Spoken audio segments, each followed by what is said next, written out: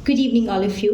मेरा नाम नैना जिंदल है और 31st बिहार जुडिशरी में मुझे 63rd रैंक हासिल हुई है। मैं born and bought up Modi Nagar से हूँ, मोदी नगर गाज़ियाबाद से हूँ और मेरी इनिशियल एजुकेशन सारी मोदी नगर से ही हुई है। 2010 आफ्टर कंप्लीटिंग माय 12th मैंने बीकॉम में एडमिशन लिया दिल्ली यूनिवर्सिटी और 2013 में वो कंप्लीट हुआ। आफ्टर दैट मैंने LLB परस्यू किया और 2013 में ही मेरा कंपनी सेक्रेटरीशिप पूरा हुआ from the institute of company secretaries of India और उसके बाद मैं प्रैक्टिस में आ गई। 5 साल की प्रैक्टिस के बाद as a company secretary 2018 end में मुझे कहीं ना कहीं एक फीलिंग आई, गट फीलिंग आई कि नहीं, I have to give chance to my that was a childhood dream to being a जज। वो कहीं ना कहीं एक जो ड्रीम था वो एक डॉर्मेंट स्टेज पे चला गया था after getting married in 2015 and being professional in the practice, कहीं ना कहीं वो एक डॉर्मेंट स्टेज पे था। तो बहुत एक स्ट्रॉन्ग वाली फीलिंग आई कि नहीं, 2019 में अब तो फुल फोकस तरीके से सिर्फ और सिर्फ तैयारी में लगना है और मैंने 2019 से बिल्कुल फुली फोकस्ड होकर अपनी तैयारी को शुरुआत की और लकीली 2020 मार्च में बिहार जुडिशरी की वैकेंसी आउट हुई और मैंने सोच लिया कि this is the golden chance and I have to crack this nut. फिर 2020 में मैंने अपनी प्रिपरेशन शुरू करी और साथ में GK GS और लॉ की preparation for the mains purpose पहले शुरू करा बिकॉज मैंने कहीं कोई रेगुलर कोचिंग्स नहीं ज्वाइन करी थी, तो अपनी सेल्फ स्टडीज़ के साथ शुरू किया। GK GS में मैंने टारगेट फॉर IQ की हेल्प ली बिकॉज सत्येंद्र सर हमेशा मैंने देखे थे उनके वीडियोस और पिछले बार भी जो सिलेक्शन थे कि मुझे अब यहीं से ही हेल्प लेनी थी, तो मैं सर के नोट्स को फॉलो करती। रेगुलर सर जो भी टेलीग्राम ग्रुप पे पोस्ट करते मैं उसको GK GS को फॉलो करती और अपने खुद के भी सेल्फ नोट्स बना के रखती जिससे वो एक मेरे के हैंडी पर्पस की तरह रहे बिफोर द एग्ज़ाम और उसको एक सिंक्रोनाइज वे में रखती। लॉ के लिए मैंने प्री के लिए बेयर एक्ट्स को बार बार गो थ्रू किया और टेस्ट सीरीज़ ज्वाइन करी। टेस्ट सीरीज से ये फ़ायदा होता है कि कॉन्फिडेंस आता है और हम लोगों को पता लग जाता है कि actually where we are standing, क्योंकि पूरा बेयर एक्ट पढ़ने के बाद पता नहीं चलता कि क्वेश्चंस कहाँ से आते हैं और कहीं ना कहीं मेरा मानना है कि हर एक स्टेट का अपना पैटर्न होता है जिस तरीके से वो क्वेश्चन रेज अप करते हैं। प्री के लिए मैंने बेयर एक्ट रीडिंग और टेस्ट सीरीज़ ज्वाइन करी प्लस GK GS के साथ रेगुलर करंट अफेयर्स पढ़े। टारगेट फॉर IQ पे सर जितना भी मटेरियल शेयर करते थे वो मैं रेगुलर देखती थी। रोज़ाना मेरा 1 घंटा न्यूज़पेपर के साथ अपार्ट फ्रॉम दैट मेरा GK GS के नोट्स के साथ 3 से 4 घंटे जाते थे, क्योंकि बिहार में साइंस का बहुत बड़ा कवरेज है और being a student from commerce background तो it was not an easy task for us कि हम लोग साइंस के साथ गो थ्रू कर पाएँ। Even though it was for 9th and 10th level का ही था, लेकिन फिर भी वो सारी चीज़ें दोबारा पढ़नी। तो एक दिन तो मैं परेशान हो गई और मैंने सर को कॉल किया और बोला कि सर किस तरीके से मैं GK GS को फॉलो करूं, क्योंकि सबसे पहले तो था कि साइंस की प्रॉब्लम को सॉल्व करना है। GK के साथ तो फिर भी था कि करंट अफेयर्स एंड अपार्ट जो भी सारी चीज़ें हैं, हिस्ट्री जोग्राफी, वो हो जाएंगी, लेकिन science was the major task for me कि जो मुझे कंप्लीट करना था। लेकिन सर ने उस टाइम मुझे कॉन्फिडेंस इनकलकेट किया कि आप साइंस इस तरीके से कीजिए और मुझे सोर्सेज रेफ़र किए। मैं उन नोट्स को बनाया, अपने लिए हैंडी बनाया, एटलीस्ट बायोलॉजी का पूरा एक रजिस्टर, फिज़िक्स का पूरा एक रजिस्टर और केमिस्ट्री का पूरा एक रजिस्टर बना दिया और उनको इतना हैंडी रखा कि बिफोर एग्ज़ाम्स बस मुझे इनको पढ़ कर जाना है। उसको प्री में जो अपने जितने भी करंट अफेयर्स थे, परीक्षा मंथन या जितने भी अवेलेबल सोर्स दिखे मार्केट में, मैंने उनको बार बार सॉल्व किया। 1-2 बार सॉल्व करके कभी कुछ भी नहीं मिलता है, तो मुझे लगता है कि I am not so much intelligent but I am very hard working candidate, तो उनको बार बार सॉल्व किया बिकॉज ये एग्ज़ाम्स ऐसे हैं कि कंसिस्टेंसी बहुत मेंटेन करनी ज़रूरी है। तो बार बार सॉल्व करा, अपने नोट्स बनाए मेंस के पर्पस के लिए और उनको बार बार रिवाइज़ किया और इसी तरीके से मैंने GK के लिए किया। हिस्ट्री के अलग नोट्स, ज्योग्राफी के अलग नोट्स, इकोलॉजी के अलग नोट्स, बाकी जितने भी सब्जेक्ट्स कवर होते हैं उन सब के लिए अलग अलग नोट्स प्रिपेयर किए। मेंस के लिए मैंने लॉ के लिए तो मैं यही कहूँगी there is no other way. Actually जैसे कहा भी जाता है there is no shortcut to success. तो मैंने अपनी आंसर राइटिंग पे काम किया और इतना सोचा कि एटलीस्ट मुझे 4 to 5 आवर्स लिखना ही है। सबसे अच्छी बात जो थी लाइक 2020 में जब प्री हुआ दिसंबर में, तो उस time Covid was striking the world और ये पैंडमिक के साथ मैं कहूँगी कि एडवर्सिटी इज़ अ ब्लेसिंग और इस एडवर्सिटी में ही अपने आप को कंसिस्टेंट रखना, क्योंकि ऑलमोस्ट 3 से 4 बार पेपर पोस्टपोन हुआ था, तो उसको कंसिस्टेंट रखना, वही तैयारी के साथ रहना, क्योंकि अगर आप 5-6 दिन भी पढ़ाई छोड़ देते हो तो you are making yourself far behind your competitors. तो उस कंपटीशन का हिस्सा रहना है, अपनी कंसिस्टेंसी को मेंटेन रखना है, वो विगर ज़ील। उसके लिए तो कई बार में ऐसा भी होता था कि लाइक सर के साथ सिर्फ मैंने सिर्फ पढ़ाई नहीं करी है, एक मेंटल एक जो इंस्पिरेशन चाहिए होता है, एक हर एक एस्पिरेंट को मोटिवेशन चाहिए होता है, वो मुझे बराबर मिलता रहा। मैं सर को कॉल करती थी कि सर ये परेशानी आ रही है, कंसिस्टेंसी मेंटेन नहीं हो पा रही है, तो वो हमेशा ही इंस्पायर करते थे कि नहीं कर सकते हो। और एक एस्पिरेंट के लिए ना सिर्फ ये बोलना, आप उससे ये कह देना कि आप ये कर सकते हो, मैं मानती हूँ ये बहुत बड़ी बात होती है।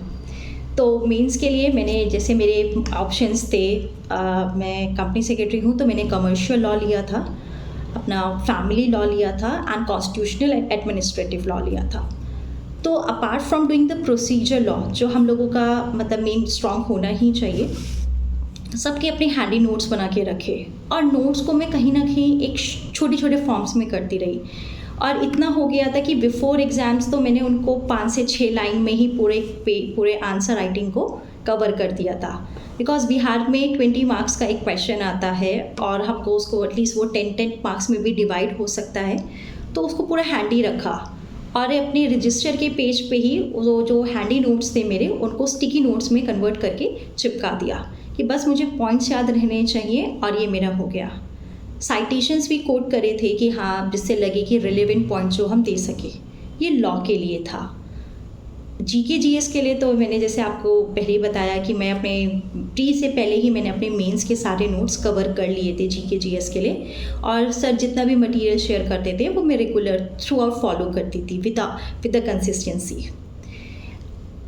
इंटरव्यू के लिए मैंने सर के इंटरव्यू का प्रोग्राम ज्वाइन किया और जिसके लिए सर ने मुझे बार बार कहा कि नहीं, आप इसमें इम्प्रूवमेंट कीजिए, इसमें इम्प्रूवमेंट कीजिए, और मुझे अपनी गलतियों पे काम करने का मौका मिला।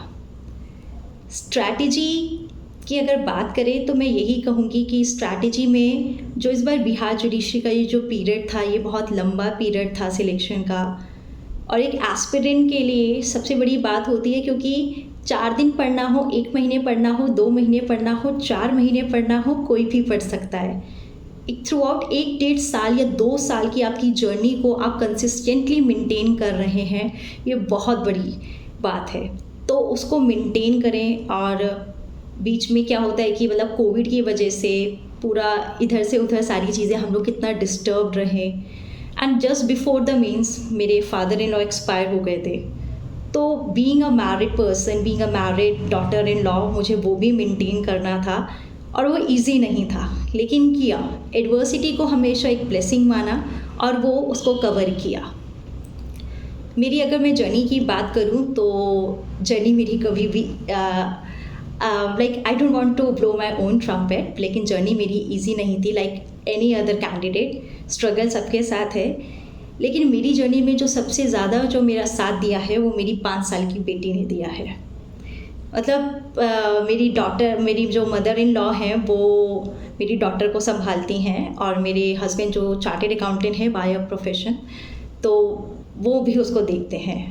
और अगर अभी की बात करें, बिकॉज मेंस के बाद इतना टाइम हो गया था कि समझ नहीं आ रहा था कि करें क्या, क्योंकि अपने प्रोफेशन के साथ तो मैं जुड़ी भी ही थी, साथ ही साथ मैंने as a legal researcher honourable high court of Gujarat में अपनी ज्वाइनिंग ली और मैं वहाँ पे काम करने लगी कि हाँ, और मुझे काम करना है। साथ में फरवरी, जैसे ही जनवरी में मेरी ज्वाइनिंग होती है, फरवरी में रिज़ल्ट आ जाता है फॉर द इंटरव्यू। मुझे इंटरव्यू का कॉल आया और वहाँ वो मेंटेन करना, क्योंकि काम भी करना है, बेटी को भी छोड़ा है, इतने दिनों से पहले भी बेटी को छोड़ कर काम करती थी, लाइब्रेरी जाती थी, पूरे दिन नहीं पता रहता था कि बेटी है कहाँ, सारी चीज़ें क्या हैं वो मेंटेन करनी। तो इसमें मेरी मदर इन लॉ ने मेरा बहुत साथ दिया है, बहुत साथ दिया है। और मैं हमेशा कहती हूँ कि लाइक मम्मी से भी हमेशा कहती थी, जैसे परसों रिज़ल्ट आया और सारी चीज़ें हुई तो मैंने मम्मी को भी यही बोला कि मम्मी कि मैं कुछ नहीं कर रही थी, मैं एज अ नॉर्मल एस्पिरेंट काम कर रही थी। असली में जो एग्ज़ाम चल रहे थे वो मेरी बेटी और मेरी मदर इन लॉ दे रहे थे और मेरे हस्बैंड, क्योंकि उनके सपोर्ट के बिना तो मैं कुछ ही नहीं कर पाती। टारगेट फॉर आईक्यू सर के साथ मतलब मैं यही कहूँगी कि पढ़ाई के साथ तो सर ने सपोर्ट किया ही किया है throughout my journey from my pre mains and interview, लेकिन उसके साथ जो एक एस्पिरेंट को चाहिए होता है वो मॉरल और एक इमोशनल सपोर्ट भी। तो सर ने वो थ्रू आउट मॉरल और इमोशनल सपोर्ट रखा। हर बार कहते थे कि नैना जी आपका हो जाएगा, आप सपोर्ट रखिए, क्योंकि जब तक वो फाइनल लिस्ट में अपना नाम ना देखे ना तो एक अनसर्टेनिटी रहती है कि इफ़ नॉट देन। तो वो स्ट्रैटेजी, उस चीज़ के लिए हमेशा सर का एक कांस्टेंट सपोर्ट रहता था, मॉरल सपोर्ट सर देते रहते थे। और वो वर्ड्स ही काफ़ी होते हैं, बिकॉज आप एक ऐसे टाइम पे रहते हैं कि जहाँ आपको नहीं समझ में आता कि एग्ज़ाम हुआ कैसा हुआ होगा, तो कोई आके बस ये कह देता है कि नहीं आप कर सकते हो। वो एक तरीके से कैटलिस्ट की तरह काम करता है आपकी पूरी जर्नी में, थ्रू आउट दिस जर्नी। मेरा सजेशन यही रहेगा जो एस्पिरेंट्स हैं, जो तैयारी कर रहे हैं, हैव फेथ इन गॉड। अगर आप मेहनत करते हैं, अगर आप सच में बहुत शिद्दत से किसी चीज़ को चाहते हैं, वो चीज़ आपको मिलेगी ही मिलेगी। और have faith in yourself. Hard work has no other alternative. अगर मेंस की तैयारी कर रहे हैं और आप सोचते हैं कि बिना आंसर राइटिंग के काम हो जाएगा, तो नहीं, आपको कम से कम, बिकॉज कुछ बिहार का जो पेपर है वो एक तरीके से 5 दिन का रिग्रेस पेपर है और आपको बैक टू बैक एग्ज़ाम्स देने हैं। बैक टू बैक एग्ज़ाम्स के लिए सिर्फ आपकी प्रिपरेशन ही काम नहीं आएगी, आपको मेंटली बहुत स्ट्रांग होना पड़ेगा। तो उस मेंटली स्ट्रांग के लिए सबसे पहले हमारी तैयारी बहुत अच्छी हो, कॉन्फिडेंस रखें, फेथ रखें अपने ऊपर, और देखें कि हम कभी बीमार ना पड़ें। क्योंकि अगर ये एक युद्ध है और युद्ध में सबसे बड़ा जो शस्त्र है हमारे पास वो हमारी बॉडी और हमारा माइंड है, तो उसको एकदम फिट रखें। आपको योगा करना है, योगा करें, एक्सरसाइज करनी है, एक्सरसाइज करें, वॉक पे जाना है, जो आपको लगे वो करें, लेकिन अपने आप को फिज़िकली फिट ज़रूर रखें। क्योंकि ये जब डिप्रेशन टीम चीज़ें आती हैं तो सबसे पहले वो हिट करती हैं हमारे मेंटल स्टेटस को, और जब हम योगा या कुछ भी मेडिटेशन वगैरह करते हैं तो हमारे मेंटल स्टेटस को बहुत मेंटेन करके रखती हैं। और 5 दिन की वो जो मेंस की जर्नी होती है उससे निकलना, उसके लिए आपका मेंटल स्टेटस का काम रहना, कंपोज्ड रहना और पॉइस्ड रहना बहुत ज़्यादा ज़रूरी है। तो उसको एकदम से मेंटल स्टेटस को काम रखें, अपनी तैयारी करते रहिए, अपने ऊपर फेथ रखिए, रोज़ कहिए कि हाँ मैं ये कर सकता हूँ या हाँ मैं ये कर सकती हूँ, तो वो ज़रूर होएगा। और एक सजेशन जो मैं देना चाहूँगी अपने जो एस्पिरेंट्स जो तैयारी कर रहे हैं, कि आप कहीं ना कहीं एक वर्किंग एक्सपीरियंस ज़रूर लें। क्योंकि मैंने देखा इंटरव्यू में सबसे पहले जो बोर्ड का क्वेश्चन होता है, आपका नाम नहीं पूछते हैं, वो बस ये पूछते हैं अगर आप कहीं से हैं। जैसे मुझसे पूछा गया था कि मैम आप गाज़ियाबाद से हैं, तो मैंने कहा सर मैं गाज़ियाबाद से हूँ। पहले ही क्वेश्चन मेरा ये था और वो एक तरीके से आंसर ही आया था उनकी तरफ से। और उनका नेक्स्ट क्वेश्चन ये था कि अब आप क्या कर रहे हैं। तो अपने आप को प्रैक्टिकल अप्रोच के साथ बिल्कुल, मतलब डे टू डे या फिर जो हमारे बुक कोर्ट में चलते हैं, किस तरीके से प्रोसीडिंग्स चलती हैं, प्रैक्टिकल एक्सपोजर के साथ ज़रूर रहें। क्योंकि गॉन आर द डेज़ कि सिर्फ आप आए हैं, LLB किया, आपने तैयारी शुरू करी और आपने जाके पेपर दे दिए। Gone are the days for this. अब जो भी है आपको थोड़ा सा प्रैक्टिकल अप्रोच रखना पड़ेगा एग्ज़ाम्स के साथ। एग्ज़ाम्स की तैयारी भी कीजिए और थोड़ा सा प्रैक्टिकल अप्रोच भी रखिए। और बस मैं यही कहना चाहूँगी, thank you so much for your wishes. Thank you.